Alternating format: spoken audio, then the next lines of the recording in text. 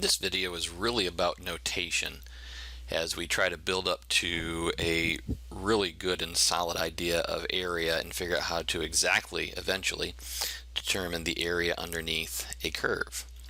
So here we just have some curve called f of x, and we're interested in talking about the area under the curve above the x-axis and between the two vertical lines a and b. So our interval, closed interval, is the interval from a to b.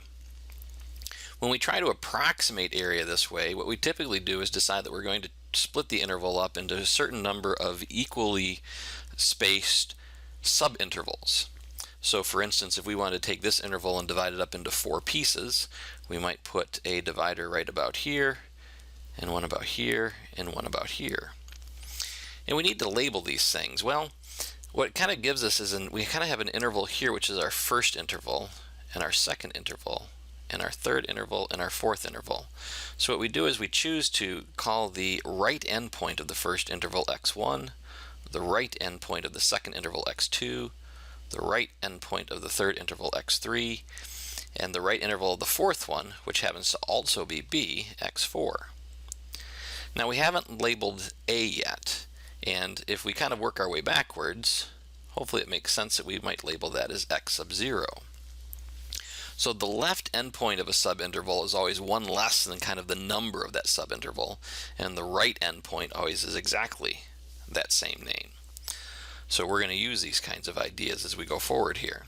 So since we want to make these intervals all have the same width, we can call that width delta x. And we're going to take the width of the overall interval, b minus a, and we're going to divide it up into n equal parts. So in the example you see here, n is equal to 4. So this interval is delta x wide, and this interval is delta x wide, and this interval is delta x wide, and finally this interval is delta x wide. All right, we choose n intervals, in this case 4, and this is how we can break it up into equal pieces.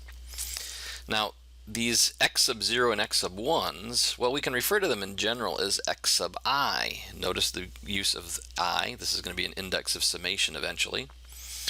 What we always do is we start at a, and to find x sub 1, for instance, we add 1 delta x to it. To find the value of x sub 2, we're going to add 2 delta x's. To find the value of x sub 3, we're going to add 3 delta x's to a. So our formula is going to look like a plus I times delta x. Or sometimes we prefer to write that as a plus delta x times I. It works either way. What you'll see in upcoming videos is once we have this set up, then we can start to define rectangles on each one of these subintervals and use the area of the rectangles added up to approximate the area under the curve. For example, we could use rectangles at the right endpoints, which would use these x sub i's for the x's, and we might have something that looks like this. The height of the function at the first one looks like this. We'd end up with this kind of a rectangle. And the height of the function at x sub 2 is about like that, so we'd end up with this rectangle. And at x sub 3, this rectangle. And finally at x sub 4, we end up with that rectangle. Some of the rectangles are a little under the rectangles are a little over in this case, but all we're trying to do is get an approximation. Use more rectangles, and I'm sure you can see that we would get a better approximation. This, again, approximation is using what we call right endpoints, and if we use this idea of right endpoints, the height of each rectangle is the function f at each x sub I, x sub 1, x sub 2, etc. So whatever function we would have, we would plug in the value of a plus delta x times I into that.